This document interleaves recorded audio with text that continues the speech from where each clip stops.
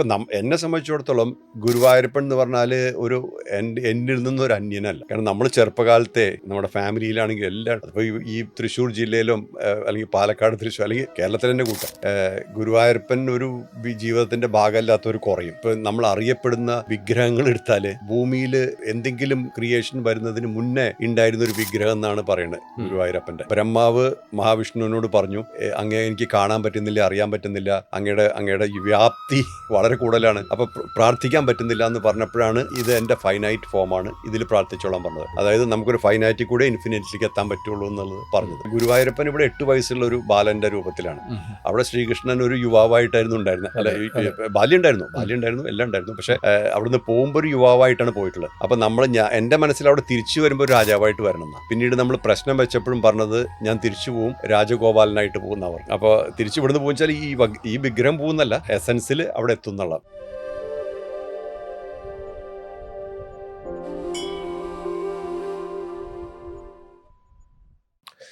Salute Bharat.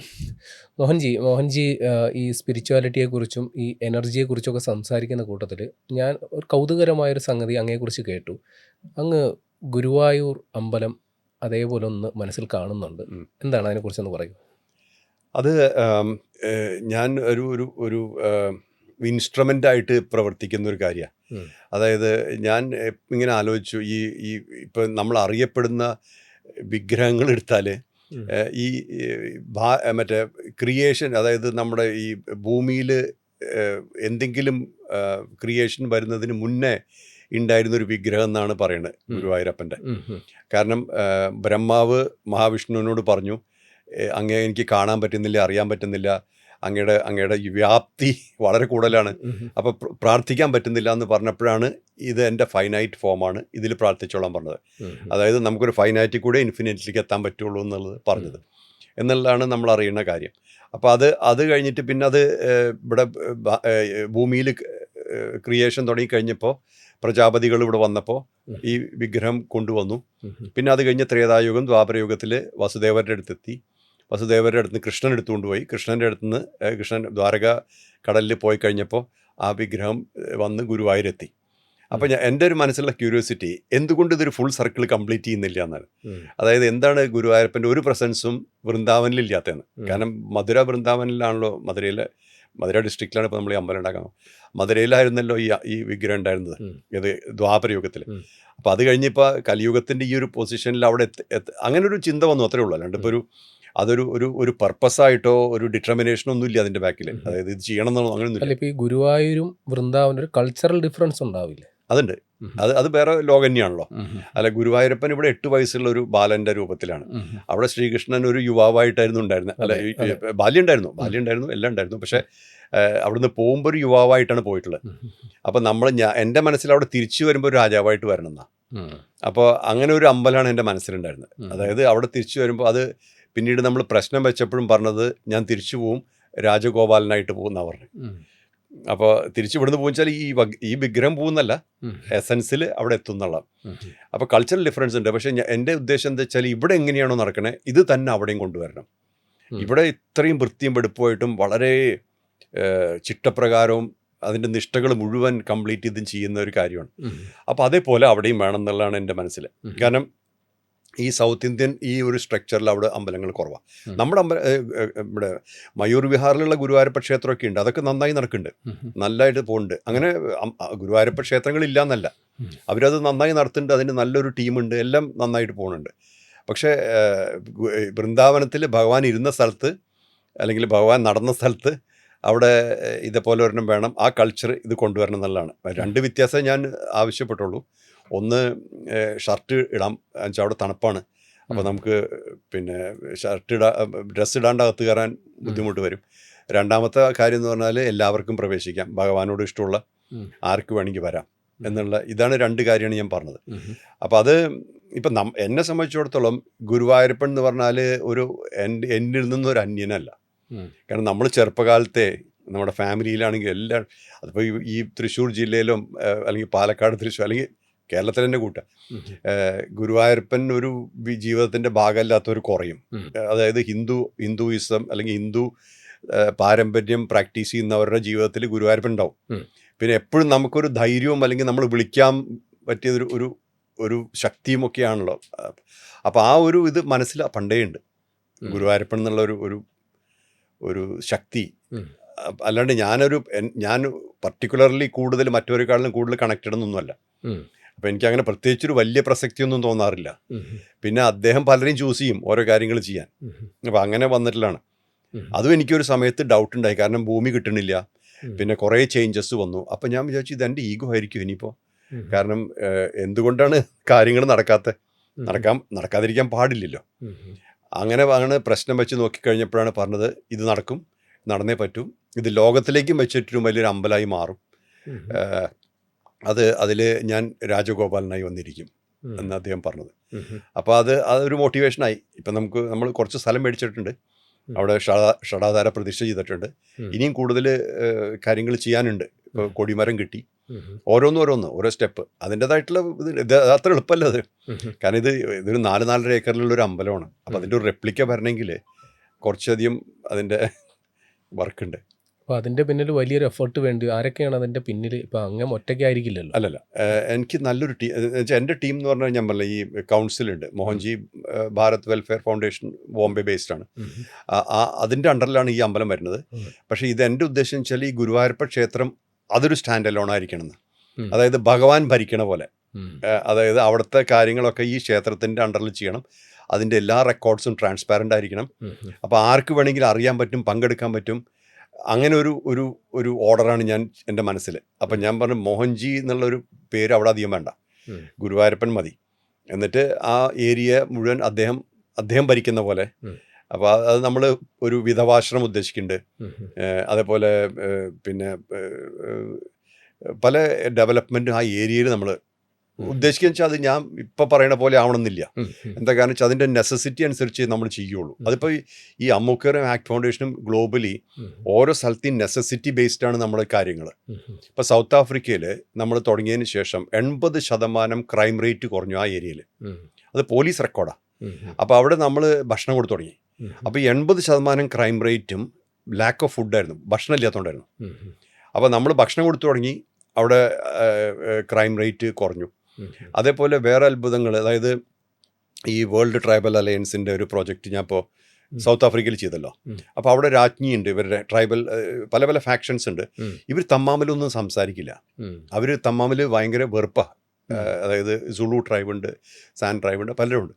അപ്പോൾ ഇവർ എല്ലാവരും അങ്ങനെ മീറ്റ് ചെയ്യില്ല, മിണ്ടില്ല. ഞാൻ ഇവരൊക്കെ ഒന്നിച്ചു കൊടുന്നു. ഇപ്പോൾ അവർ തമ്മാമിൽ വളരെയധികം സ്നേഹത്തിലായി.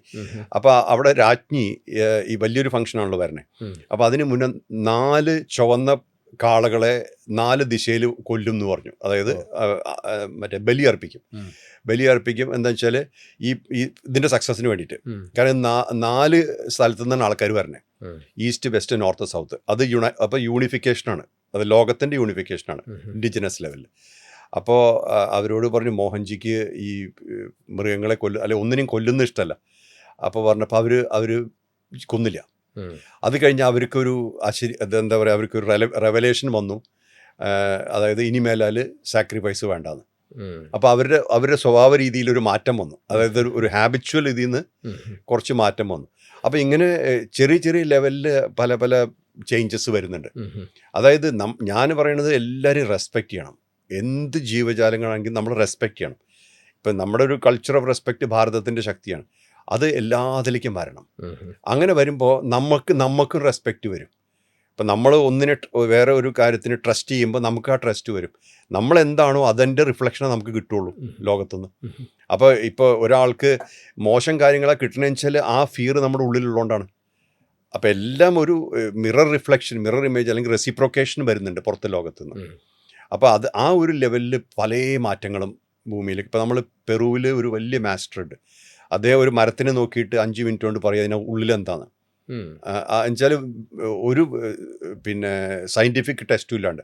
അത് കഴിഞ്ഞ് അത് നമ്മൾ സയൻറ്റിഫിക്കലി ടെസ്റ്റ് ചെയ്യുമ്പോൾ അത് തന്നെയായിരിക്കും.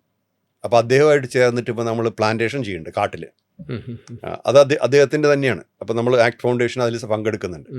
അപ്പോൾ ഇതേപോലത്തെ നമ്മൾ പ്രോജക്റ്റുകൾ കുറേ ഉണ്ട് ലോകത്ത്, പല പ്രോജക്റ്റുകൾ. അപ്പോൾ അത് പ്രസക്തിയാണ്. ആ സമയത്ത് റെലവൻസും പ്രസക്തിയും അതിൻ്റെ കാര്യമാണ്. അപ്പോൾ ഒരു കാര്യം ഇപ്പോൾ ഗുരുവായൂർ അമ്പലത്തിൻ്റെ കാര്യം പറയുമ്പോഴും ഞാൻ ഇന്നത് ചെയ്യുന്നത് എനിക്ക് പറയാൻ പറ്റില്ല. അവിടെ എന്താണോ ആവശ്യം ആ സമയത്ത് അത് ചെയ്യുന്ന എനിക്ക് എങ്കിലും ഒരു ഗുരുവായൂർ അതേപോലെ പുനഃസൃഷ്ടിക്കപ്പെടും, അതിന് ടൈം ലൈൻ ഫിക്സ് ചെയ്തിട്ടുണ്ടാവൂല്ലേ, എത്ര കാലത്തിനുള്ളിൽ എന്നുള്ളത്? ഫസ്റ്റ് ലെഗ് മാത്രമേ ഫിക്സ് ചെയ്തിട്ടുള്ളൂ. അതായത് ആ ഗർഭഗൃഹവും ഫസ്റ്റ് പ്രാണപ്രതിഷ്ഠയും 2027 ഫെബ്രുവരി 19 എന്നുള്ളതാണ് പ്ലാൻ ഇട്ടിട്ടുള്ളത്. അടുത്ത കൊല്ലം ഫെബ്രുവരി 19. അത് ഗർഭഗൃഹം തന്നെ ഉണ്ടാവുള്ളൂ. കാരണം അത് മറ്റത് മുഴുവൻ ഈ ഗുരുവായൂർ അമ്പലത്തിന് മുഴുവൻ സ്ട്രക്ചർ ഉണ്ടാക്കാൻ 5-6 കൊല്ലെങ്കിലും എടുക്കും. അതിന് പിന്നെ ഫണ്ട് ഫ്ലോ ആണ്. ഇത് മുഴുവൻ ക്രൗഡ് ഫണ്ടഡ് ആണ്. അത് നമ്മുടെ ഈ ഫൗണ്ടേഷൻ്റെ ഒരു അലിഖിത നിയമം എന്നുവെച്ചാൽ നമ്മൾ ആരെയും വിളിച്ച് പൈസ ചോദിക്കില്ല, ആരെയും വിളിച്ച് ചോദിക്കാൻ പാടില്ല എന്നാണ്. അത് എല്ലാവരും അങ്ങനെ ഫോളോ ചെയ്യുന്നുണ്ട്. അപ്പോൾ നമ്മൾ അനൗൺസ് ചെയ്യാനേ പാടുള്ളൂ, അഡ്വർടൈസ് ചെയ്യാൻ പാടില്ല. അത് രാജ്യോഗത്തിൻ്റെ പ്രിൻസിപ്പിളാണ്. അനൗൺസ് ചെയ്യാം, അഡ്വർടൈസ് ചെയ്യരുത്, ക്യാൻവാസ് ചെയ്യരുത്. പക്ഷെ പറയാം, പക്ഷെ ക്യാൻവാസ് ചെയ്യരുത്. അപ്പോൾ ആൾക്കാർ അറിഞ്ഞു വരണം. അത് തന്നെയാണ് പ്രശ്നം വെച്ചപ്പോൾ ഗുരുവായൂരപ്പനും പറഞ്ഞത്, I will bring my people എന്നാണ് പറഞ്ഞത്. ഞാൻ ആൾക്കാരെ കൊണ്ടുവരും, അത് എൻ്റെ ആൾക്കാരായിരിക്കും. അപ്പോൾ അത് സംഭവിക്കുന്നുണ്ട്. കാരണം നമ്മൾ അപ്രതീക്ഷിതമായിട്ടുള്ള ആൾക്കാരെ സപ്പോർട്ട് ചെയ്യണം ഇതുവരെ എത്തിച്ചത്. പക്ഷേ ഇനിയും കുറേ പൈസ ആവശ്യമുണ്ട്, പിന്നെ കുറേ ഇൻവോൾവ്മെൻ്റ് ആവശ്യമുണ്ട്, ആൾക്കാരെ ആവശ്യമുണ്ട്, പല സർട്ടിഫിക്കേഷൻ ആവശ്യമുണ്ട്, കുറേ കാര്യങ്ങൾ നടക്കാനുണ്ട്. It's a big thing. ശരി. ഇപ്പോൾ അങ്ങേപ്പോൾ ഒരാളെ അതിഥിയായിട്ട് കിട്ടിയത് കൊണ്ട് മനസ്സിൽ കുറേ നാളായിട്ട് ഉണ്ടായിരുന്നൊരു ചോദ്യം ചോദിക്കുന്നതേ ഉള്ളൂ. ഇപ്പോൾ നമ്മൾ കണ്ട് പരിചയിച്ച അല്ലെങ്കിൽ നമ്മൾ അനുഭവിക്കുന്ന ഈശ്വര രൂപങ്ങളുണ്ടല്ലോ, പക്ഷേ ഈ ജെൻസി എന്ന് പറയുന്ന വിഭാഗം ഉണ്ടല്ലോ, അവർ ഇതിനെ മറ്റൊരു രീതിയിൽ വ്യാഖ്യാനിക്കുന്നുണ്ട്. അവർ നമ്മൾ കാണുന്ന അനുഭവിക്കുന്ന ഈശ്വരനെ ഏലിയൻസായിട്ടും അനുനാക്കികളായിട്ടും ഒക്കെ അവരുടെ കൺസെപ്റ്റിൽ അങ്ങനെ വിവരിക്കുന്നുണ്ട്. അവരുടെ പറയുന്നതിൽ യുക്തിയുണ്ടോ, അല്ലെങ്കിൽ അതിൽ അങ്ങനെ ചിന്തിക്കേണ്ടതുണ്ടോ? അത് ഈ ഒരു ട്രാൻസിഷൻ ഈ കൾച്ചറൽ ട്രാൻസിഷൻ നടക്കുന്നുണ്ട് എപ്പോഴും. അതിപ്പോഴല്ല, പണ്ടും നടന്നിട്ടുണ്ട്. അതായത് ഇപ്പോൾ കമ്മ്യൂണിസ്റ്റ് ചിന്താധാരകൾ വന്നപ്പോൾ, അല്ലെങ്കിൽ എക്സിസ്റ്റാൻഷ്യലിസ്റ്റിക് രീതികൾ വന്നപ്പോൾ, ഇപ്പോൾ കാഫ്ക, കാമ്യു, സാർത്രെ സമയത്തൊക്കെ റീഡെഫിനിഷൻ വന്നിട്ടുണ്ട്. അത് മെയിനായിട്ട് റീഡെഫിനിഷൻ വന്നത് ക്രിസ്ത്യാനിറ്റിയുടെയാണ്, പല ലെവലിലേക്ക്. അത് എത്തീസത്തിൻ്റെ ലെവലിലേക്ക് ആണെങ്കിലും, പിന്നെ കമ്മ്യൂണിസം വന്നപ്പോഴും വന്നിട്ടുണ്ട്. ഇപ്പോൾ എന്ന് പറഞ്ഞു കഴിഞ്ഞാൽ ഇപ്പോൾ എക്സ്പീരിയൻഷ്യലിസ്റ്റ് ലെവൽ, ഇപ്പോൾ ആൾക്കാരുടെ എക്സ്പീരിയൻസ് വെർച്വലാണ്. ഈ എക്സ്പീരിയൻസ് മുഴുവൻ വെർച്വലായി ഷിഫ്റ്റ് ചെയ്തു. അപ്പോൾ വെർച്വലായി ഷിഫ്റ്റ് ചെയ്ത് വെർച്വൽ ഇൻഗ്രീഡിയൻസ് എന്താണ് അതനുസരിച്ച് അവരെല്ലാം കാണുന്നത്. അതായത് ഇപ്പം നമ്മൾ ഈ എല്ലാം ഈ ഫീഡിങ് ആണല്ലോ, അല്ലെങ്കിൽ ഇൻഫർമേഷൻ ഫെഡ് ഇൻഫർമേഷനാണ്, അതായത് ഗിവൺ ഇൻഫർമേഷനാണ്. ആ ഗിവൺ ഇൻഫർമേഷനാണ് അവരുടെ ലോജിക്ക്. നമ്മളങ്ങനെയല്ല, നമ്മുടെ ഗിവൺ ഇൻഫർമേഷനാണ്, പക്ഷെ നമുക്ക് പാരമ്പര്യം കൂടി ഉണ്ട് ബാക്കിൽ. അതായത് നമ്മുടെ പാരൻസോ അല്ലെങ്കിൽ അവരുടെ പാരൻസോ അങ്ങനെ ഒരു പാരമ്പര്യം കൊടുന്നുണ്ട്, പൈതൃകമുണ്ട്. ഇപ്പോഴത്തെ ആൾക്കാർ അതല്ല. ഇപ്പോൾ ഈ ഇൻഫർമേഷൻ ഏജിൽ എന്തെന്നാണോ ഇൻപുട്ട് ആ കണ്ണി കൂടെ കാണാൻ പറ്റുള്ളൂ. This looks like that, so this must be that. അതിങ്ങനെ തോന്നുന്നതുകൊണ്ട് അത് തന്നെയായിരിക്കും എന്നുള്ള ലെവലിലാണ്. അപ്പോൾ എനിക്ക് ഏറ്റവും കൂടുതൽ ഫോളോയിങ് യൂത്താണ്. അവർക്ക് എന്നോടുള്ള ഏറ്റവും വലിയ കണക്ഷൻ പറഞ്ഞാൽ അവർക്ക് സ്റ്റെബിലിറ്റി വരുന്നുണ്ട്. അത് ഞാൻ ഒരു ബിംബത്തിലോ അല്ലെങ്കിൽ ഒരു പർട്ടിക്കുലർ പ്രാക്ടീസിലോ ബേസ്ഡ് അല്ല. അവർ സെൽഫ് കണക്ഷനിൽ കൂടെ അവർക്ക് സ്റ്റെബിലിറ്റി വരുന്നുണ്ട്. മോഹൻജി യൂത്ത് ക്ലബ്ബ് എന്ന് പറഞ്ഞാൽ വളരെ ഫാസ്റ്റ് ഗ്രോയിങ് ഒരു സ്ട്രക്ചറാണ്. അപ്പോൾ അത് ഒറ്റ സ്പിരിച്വൽ കാര്യമില്ല, ബി ഗുഡ് ഡു ഗുഡ്, ഈ രണ്ട് ഇതേ പറഞ്ഞിട്ടില്ല. Just be good do good. പിന്നെ നമ്മൾ if you are holding the passport of a country, be responsible to the country. അത് ഞാൻ പറയലുണ്ട്. ഏത് രാജ്യത്താണെങ്കിൽ നിങ്ങൾ ആ കൺട്രിയുടെ പാസ്പോർട്ട് ഹോൾഡ് ചെയ്യുമ്പോൾ അവിടെ ഇരുന്നിട്ട് കുറ്റം പറയരുത്. ഇങ്ങനെ എക്സ്പെക്റ്റേഷൻ കൂടിയിട്ട് നമ്മൾ റൈറ്റ്സ് കിട്ടണില്ല എന്ന് പറഞ്ഞിട്ട് ബഹളം വയ്ക്കല്ലേ. നിങ്ങൾക്ക് എന്ത് ചെയ്യാൻ പറ്റുക അത് ചെയ്യുക. എന്നിട്ട് നമ്മുടെ റെലവൻസ് ഇൻക്രീസ് ചെയ്യുക. ഇൻക്രീസ് ചെയ്യുമ്പോൾ വിസിബിലിറ്റി വരും. വിസിബിലിറ്റി വരുമ്പോൾ റെസ്പെക്റ്റ് വരും. റെസ്പെക്റ്റ് വരുമ്പോൾ ആക്ടിവിറ്റി ശരിയാവും. അപ്പോൾ ഞാനിത് പറഞ്ഞു കൊടുക്കുമ്പോൾ കുട്ടികൾക്ക് മനസ്സിലാവുന്നുണ്ട്, അവരത് പ്രാക്ടീസ് ചെയ്യുന്നുണ്ട്. പിന്നെ ഇപ്പോൾ ഈ പ്രഷർ എന്തെന്ന് വെച്ചാൽ കോമ്പീറ്റ് ചെയ്യാനാണ്. ഞാൻ പറഞ്ഞത് അത് ഏറ്റവും മിസ്ഗൈഡഡ് പാത്താണ്. അതായത് നമ്മൾ ആരോട് കോമ്പീറ്റ് ചെയ്യാൻ. അതേസമയം നമ്മുടെ പ്രൊഫഷനിൽ പെർഫെക്റ്റ് ചെയ്യുമ്പോൾ നമ്മൾ ഓട്ടോമാറ്റിക്കലി എലവേറ്റഡ് ആവും. അത് ഒരുപാട് പേർക്ക് റിസൾട്ട് ഉണ്ട്. അപ്പോൾ അങ്ങനെയുള്ള ഒരു ഇൻറ്റേർണൽ ട്രാൻസ്ഫോർമേഷൻ വരുന്നുണ്ട്. പിന്നെ ഓരോരുത്തരും ഇപ്പോൾ മുരുക ഭഗവാനെ സ്നേഹിക്കുന്ന അല്ലെങ്കിൽ ആരാധിക്കുന്ന ആൾക്കാർ, ഭഗവാൻ കൃഷ്ണനെ സ്നേഹിക്കുന്ന ആൾക്കാർ, ഭഗവാൻ ശിവനെ സ്നേഹിക്കുന്ന അല്ലെങ്കിൽ അങ്ങനത്തെ ആൾക്കാരുണ്ടല്ലോ, അവർക്കൊക്കെ അവരുടെ ഓറിയൻറ്റേഷൻ കാരണമുള്ള അങ്ങനെ. അപ്പോൾ അത് ഞാൻ സത്യമാണെന്ന് പറയും. ഞാൻ പറയല്ല, അത് സത്യമാണ് അവരെ സംബന്ധിച്ചിടത്തോളം. അപ്പോൾ അതിൽ നിന്ന് മാറേണ്ട കാര്യമില്ല. അപ്പോൾ ഈ കൺവേർഷൻ എന്നുള്ളത് വലിയൊരു അബറേഷനാണ്. അതായത് you have to change to be something. That's wrong. അങ്ങനെ ഇല്ല. നമ്മൾ ചേഞ്ച് ചെയ്താലും ഷർട്ട് ചേഞ്ച് ചെയ്യണ പോലെയുള്ളൂ. ഉള്ളിൽ നമ്മൾ തന്നെയല്ലേ. ഇപ്പം നമ്മൾ ഇവിടെ ഇരുന്നാലും പാരീസിലിരുന്നാലും നമ്മുടെ ഉള്ളിലത്തെ ഗാർബേജ് ഒന്ന് തന്നെയാണെങ്കിൽ കാര്യമില്ലല്ലോ. അപ്പോൾ ഈ വക പിന്നെ ഒരു മിഥ്യാധാരണകളുടെ മുകളിലുള്ള ഒരു കാര്യങ്ങൾ ഞാൻ പലപ്പോഴും പറയാറുണ്ട്. അത് don't waste your time on that. എന്നുവെച്ചാൽ അതിൽ സമയം വേസ്റ്റ് ചെയ്യുന്നതേ കാര്യമില്ല. എന്താണെന്ന് വെച്ചാൽ നമ്മൾ എന്താണോ അതനുസരിച്ച് നമ്മൾ ലോകത്തിനെ കാണുന്നത്. അതിപ്പോൾ പാരീസിലായാലും ന്യൂയോർക്കിലായാലും കൊച്ചിയിലായാലും ഇത് തന്നെയാണ്. അപ്പോൾ ഒരു കാര്യം നിങ്ങൾക്ക് ചെയ്യാൻ പറ്റുള്ളൂ, ഇന്നർ റീവയറിങ്. അതായത് ഒരു റീവയറിങ് നമുക്ക് ഉള്ളിൽ ചെയ്യാം. അപ്പോൾ വേറെ കാര്യങ്ങൾ അല്ലെങ്കിൽ വേറെ ലെവലിൽ കാണാൻ പറ്റും. അത് ഞാൻ പറഞ്ഞ പോലെ ഇപ്പോൾ ശ്രുതബുദ്ധിയിൽ നിന്ന് യുക്തബുദ്ധിയിലാവുമ്പോൾ തന്നെ ആൾക്കാർക്ക് വ്യത്യാസം വരും. നമ്മൾ കൂടുതൽ യുക്തബുദ്ധിക്കാരെ റെസ്പെക്റ്റ് ചെയ്യും. സയൻറ്റിസ്റ്റ്, വലിയ തിങ്കേഴ്സ്, ക്രിയേറ്റേഴ്സ്. അതെന്താ വെച്ചാൽ അവർ ഈ ഡാറ്റ അവർ അസിമുലേറ്റ് ചെയ്ത് യുക്തിയിലേക്ക് കൊടുക്കുന്ന അല്ലെങ്കിൽ യുക്തബുദ്ധിയിലൂടെ പ്രോസസ്സ് ചെയ്തിട്ട് അവർ പുതിയ ക്രിയേഷൻ ഉണ്ടാക്കി. അവരെ നമ്മൾ റെസ്പെക്റ്റ് ചെയ്യും. അതേസമയം ഋതംബര ബുദ്ധിയുള്ളവരോ അവർ എല്ലായ്പ്പോഴും അവയർനെസ്സാണ്. അവർക്ക് പാസ്റ്റും പ്രസൻറ്റും ഫ്യൂച്ചറും ഒന്നിച്ച് കാണാൻ സാധിക്കണം. ഈ ലെവലിൽ വരും. അപ്പം നമ്മൾ ഈ എല്ലാവർക്കും ഈ ഇൻപുട്ട് ബേസ്ഡ് എക്സ്പ്രഷനാണ്.